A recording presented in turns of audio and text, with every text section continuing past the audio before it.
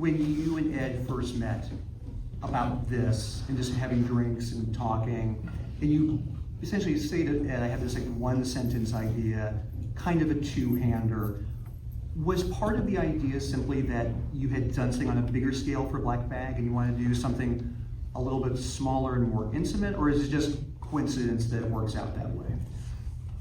A little of both, because it wasn't clear yet what the sequence of movies being made was going to be. Is it on?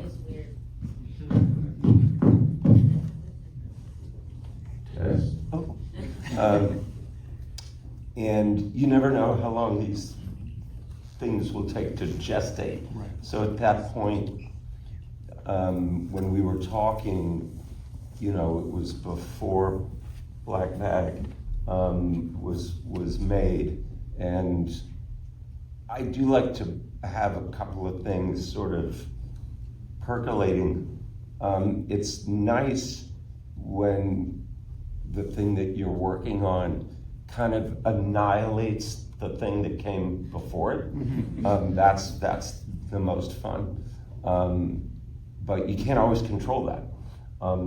You can't control what people are going to say yes to. So fortunately, this came together quickly. I mean, Ed and I had this chat. We had a couple more chats, and then he started writing and on spec, and the script, as far as I was concerned, came pretty fast.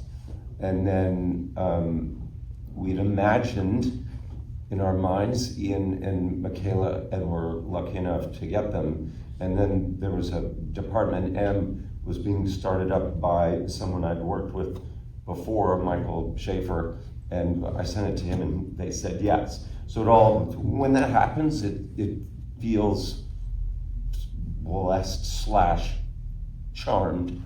And yeah, it all just came together fast. In terms of, because you have talked about Peter Yates' film The Dresser as sort of an inspiration, nominated for Best Picture back in '83, I want to say, around that time. What is it about The Dresser that you just love? Is it again the two-handedness, the intimacy of it, or what is it about that film that you just love so much? I just feel like everything interesting in the world kind of starts with two people in a room. Yeah. You know,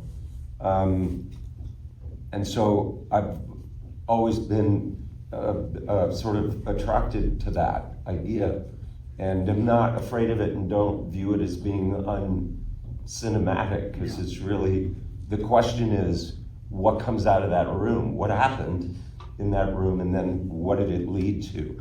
So on the occasions where there's an idea that is best expressed that way, as opposed to being expressed that way because you don't have enough money, or you know, you can't afford to scale it up beyond two people in a room, that's different. In this case, it really was conceived as, I mean, there's a couple of rooms in this movie, but I think Ed and I are both believers of having restrictions or parameters is actually good. Yeah. Like, that means, okay, you're gonna go narrow and deep, and that's fun. That's not a compromise, and it's not a limitation. It's a challenge. Yeah, I want to ask about that in terms of what you said. It's not a limitation. It's this fun, exciting idea. When the two of you start talking about the idea and bouncing ideas off each other, in those initial conversations, did you also feel like, yes, this doesn't have to be big. It just needs to be in a couple rooms, have interesting characters and twists that happen to them. That's really all this movie needs, because that's the heart of it. I wasn't. Oh, hello. There was a little safety to not having a microphone. It felt very cozy. I wasn't even looking at it as, oh, this idea needs to be this. I was given the, what do you call it? I was given the rules, given the parameters, and that was exciting. It was like, Now let's tell a story within those rules. If he had said, let's do a story of two people on a spaceship, we'd have gone, what if, okay, that's the milieu, that's the environment, let's go. I think of it like Iron Chef, you know? You have, here's an egg, here's a bowling ball, here's some whipped cream. Now, all I would be able to make is a smashed egg with some whipped cream on it, but you know what I mean, yeah. Because also, I mean, one of the things that's great about the movie is that the dialogue is just so crackling. As a writer, you know, you've written some incredible screenplays over the years. When you have something like this, where obviously the characters matter and the twists matter, but the dialogue is going to be central. It's where the audience sort of leans in as they're watching it.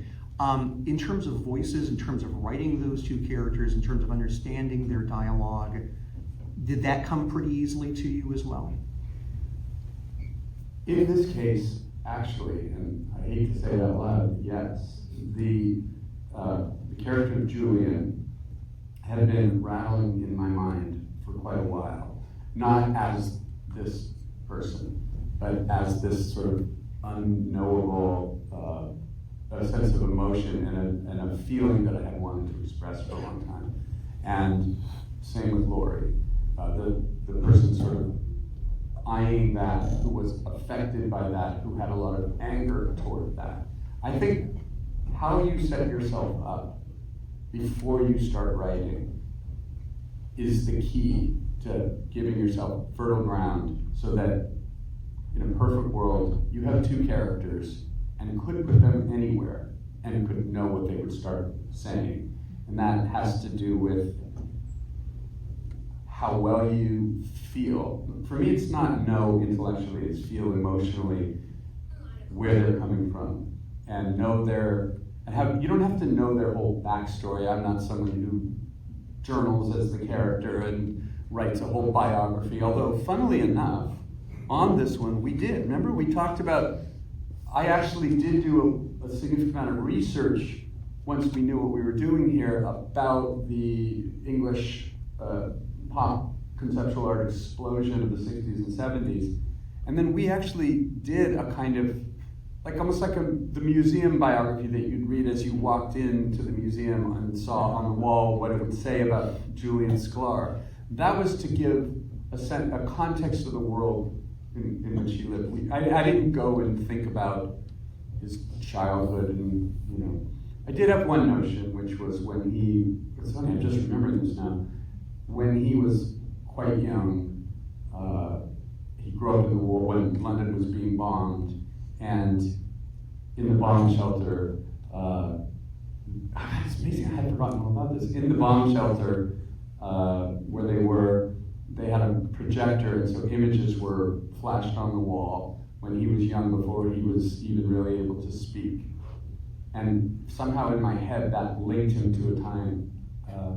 I also interviewed some artists from that period, and one of the consultants that, if you were reading the credits closely, you would see a woman named Jan Howarth, who was one of the creators of the Sgt. Pepper album cover, was very active in that world that we had originally imagined that Julian emerged from. And just having conversations gave me a sense of that specific voice, and having a few characters in my mind that I was loosely basing that story on gave me the rest of his voice. Yeah. Steven, for you, I can imagine that two things in terms of just where the film is set, being set in London, but also being set in the art world. I can imagine there are a lot of filmmakers who would say, I want to do this in the film world because I know the film world better. You paint, so you know that world a little bit as well. But also deciding to set it in London, was that simply because you were in London at the time, or it made more sense, or your actors were in London? I guess I'm curious about both the setting in terms of the city, but also the milieu in terms of doing painting in the world of art as opposed to dance, music, or film. Before I forget, thanks for sharing your Sunday with us. We know you have other things you could be doing. So thanks for flying the Christophers.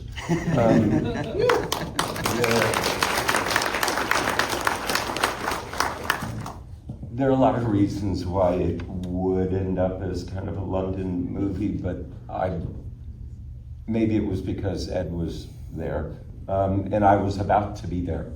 But these characters seemed like real London characters to us. It was hard for me to imagine them even in New York or LA or Chicago or San Francisco, Paris. Like, it just seemed, the best version of it seemed to want to be in London. Yeah. And I don't think we really thought of it in a weird sort of way as taking place in the art world, because Julian has rejected that. And so it's kind of, I mean, when he goes to see Laurie at the end, it could have been a decade since he'd left his house. Yeah. Like, he's a shut-in, literally. And we've talked about when I first walked into the house to see it all dressed, and the poor people that live there. I mean, everything you see in there was brought in, everything. And so I found it incredibly triggering, because it represents, like, it's the physical manifestation of a disordered, sort of chaotic mind that has just lost the thread. And that's a fear for me, to sort of evolve into that state of chaos. It was then, on the other side of it, helpful because we were in Julian's house, all of us, and you could feel it, you could smell it, like the studio, like smelled like a studio, and so that was helpful. But at one point, for me then, the challenge is, how do I keep it interesting without it being distracting? I needed to stay in a sort of secure place of belief about the text and the performers, and not worry about tarting it up with tricks.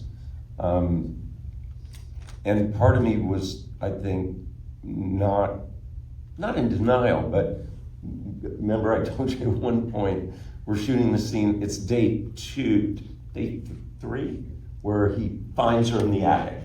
Right. This is a 33-page dialogue sequence. And that hadn't really occurred to me until I had to start figuring out how to stage it. And I was looking at the page we were starting on and flipping through. It's 33 pages. So this. Yeah. So I thought, I took a deep breath and thought, okay, well, it starts in the attic. We're just going to keep going up and down and up and down. The children come, they go back outside, they go in, they go up again.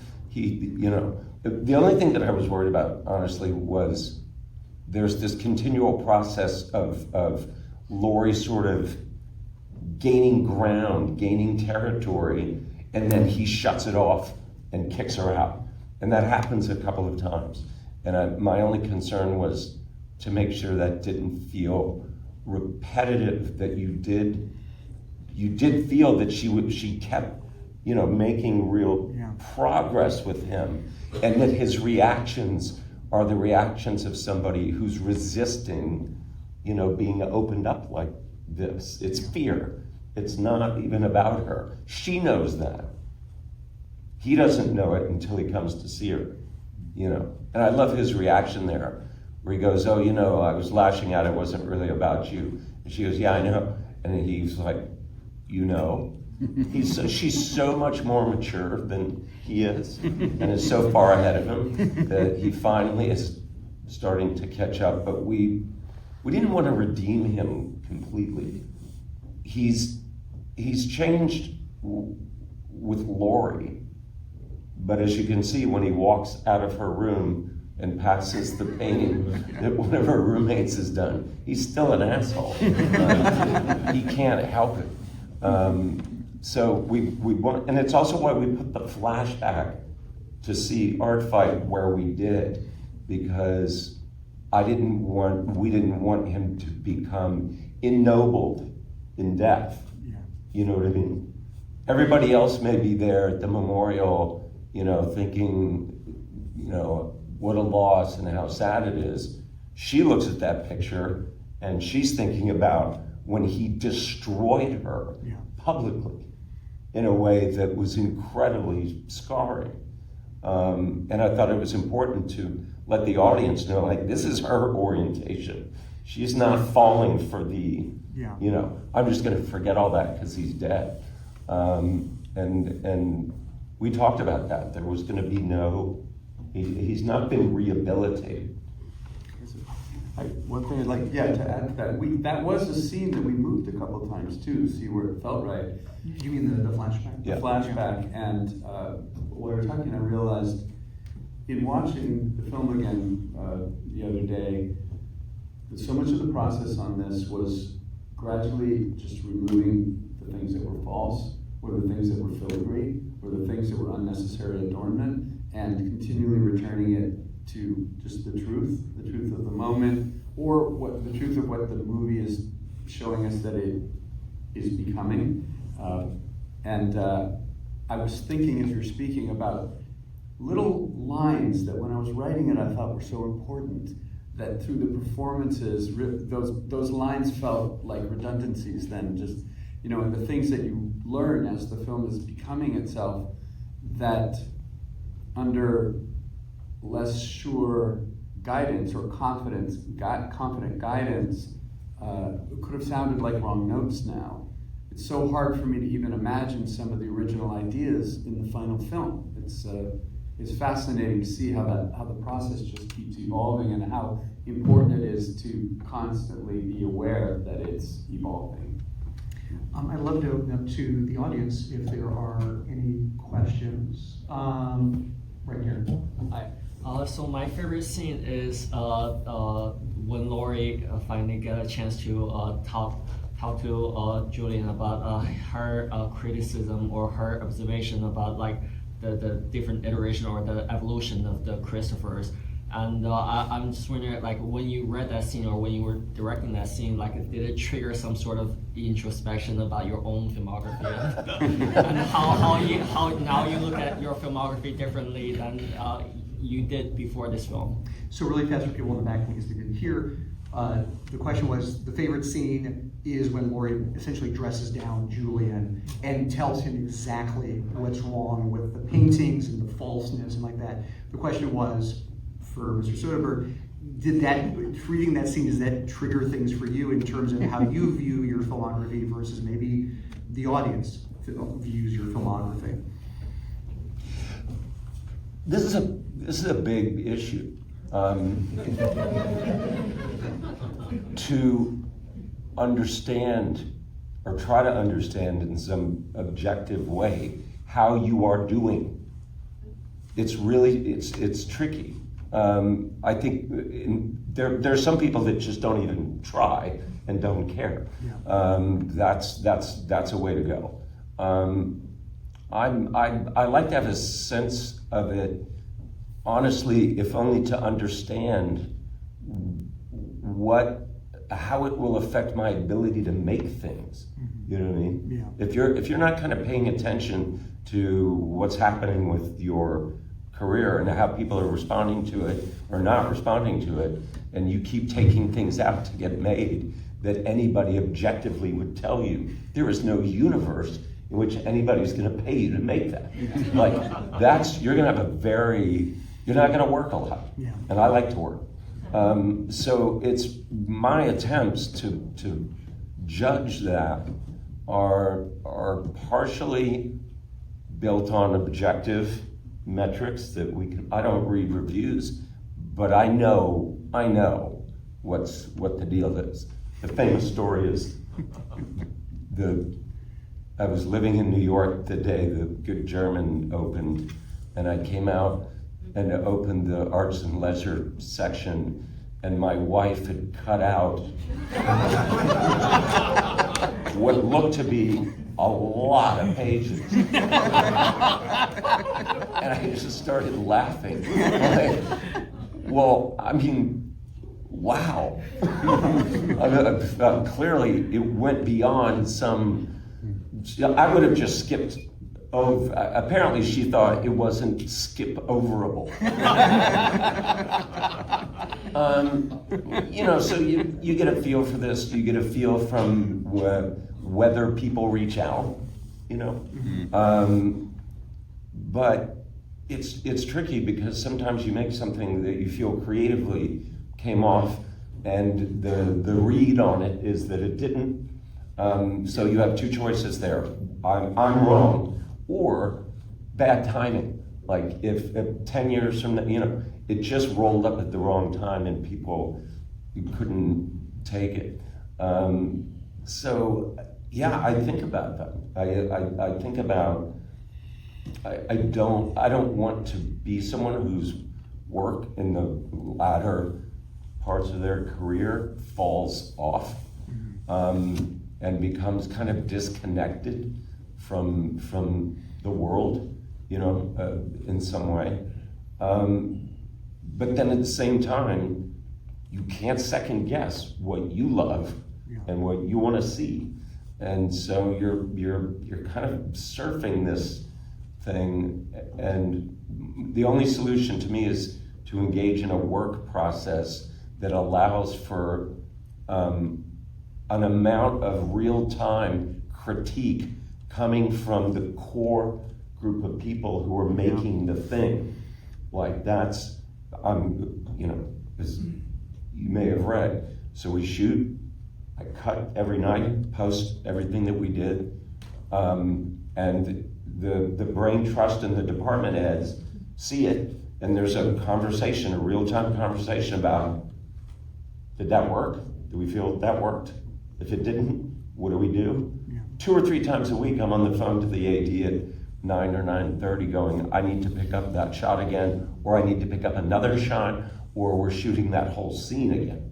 The whole scene where Laurie and Julia meet for the first time, we reshot. Shot on a Friday, looked at it, I talked to Ed, I was like, I think we need to do it again. And we called Ian, said, not your fault, just let's pick this up again Monday. And we did, and it was better. Out of curiosity, what was it? What was wrong? It didn't feel right, or the timing wasn't right? Part of it was the way I chose to do it. And part of it was the fact that we shot all the stuff that leads up to the interview, and then we're starting the interview part at like 3:30 in the afternoon, which is not optimal. We kind of powered through it, but when we looked at it together,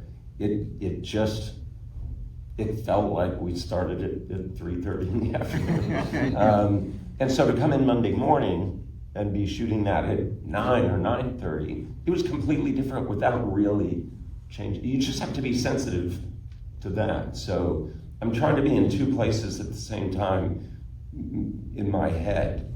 One is to keep the momentum going, and that there's some fantastic reward for me waiting at the end of the day, as soon as we finish.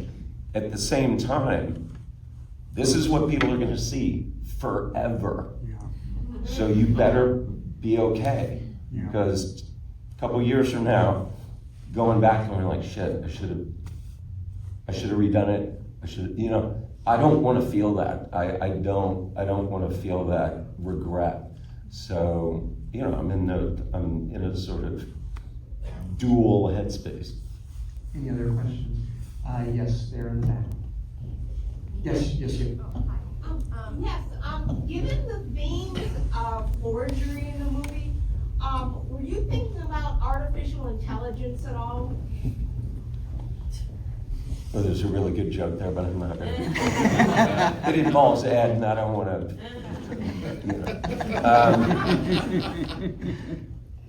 No, not in this case. I felt like what we were trying to get at was well, look, I guess you could say this. What we were trying to get at is that there is if you're, I think, a good artist, there is a lot behind the piece in terms of life experience and philosophy. And one of the obvious and insurmountable limitations of AI is that it has none of that. And so in that case, this story only works if you're dealing with organic matter in the form of these two people. And apropos of what we were talking about, how you see your own work, Julian is someone who has chosen to stop because he apparently has very thin skin, or something. And that it's a cautionary tale in the sense of not allowing, the external voices that may come at you to derail you or paralyze you. You might want to weigh in. Was not thinking about it. Let's do one more right here. Hi, I got a screenwriting question. You kind of broke the rule a little by having the whole plan exposed really early in the film. Mm-hmm. What was the process of landing on that scene where Ian McKellen challenges, and then but her quick response of retracting, which was really early in the film? So for those who couldn't hear, he was saying this is the greatest screenplay. Thank you. There's really no question, it was just a comment. No, so the question was, it was partly the comment, but the question was also that in the screenplay process, Ed essentially broke one of the rules of the heist or the scam, is that Julian finds out pretty quickly. She tells him. And so in terms of landing on that, figuring out that, and it's essentially breaking that rule, and having the other character find out so early on what the con is, essentially. That's actually a great question, because we broke, if you read a screenwriting book, we broke pretty much the whole book of rules. You're not supposed to, quote unquote, have a 7-page monologue at the beginning of your script. But in terms of the specifics of revealing what's happening, there are two different versions of revealing that we did early. One is we said why she showed, before the movie even starts, pre-credit, you see the scene where Laura is given the assignment, so you know right away that she's going in and she's dissembling with him. Originally, I had felt very strongly that you should let her go in, not really know why she was behaving so strangely, thinking the question of why is she doing this would actually carry you through in a more interesting way. When it was moved to the beginning and you knew why, it actually made that scene more interesting because you knew she was lying, so you were watching there was more tension. And it's just that's a very interesting, and for anyone here who's a writer, playing with those ideas of when do I reveal information, when do I not, and what does it mean to reveal something sooner rather than later? What does it mean when you go into something knowing? It's always a good question to be asking oneself. But the one that you're speaking of, believer, that you're speaking of specifically, there's a moment when he says, why did you seek and then take this job? And she says, I was hired by Barnaby and Sally to forge and complete and finish Christopher's. Was a surprise. I was expecting that she would lie. And almost blurted accidentally the truth. And it was like a turbocharge that suddenly happened. It took me in a direction I didn't expect as a writer, and suddenly it brought, when you bring the truth forward sooner, sometimes when you bring the thing that you think you're going to reveal later sooner, it forces you into a more interesting place, because now the characters are not in your comfort zone. Now the characters are going, like, now what happens when that happens? And it actually made the next section of writing more exciting for me, which I hope made the script feel more exciting.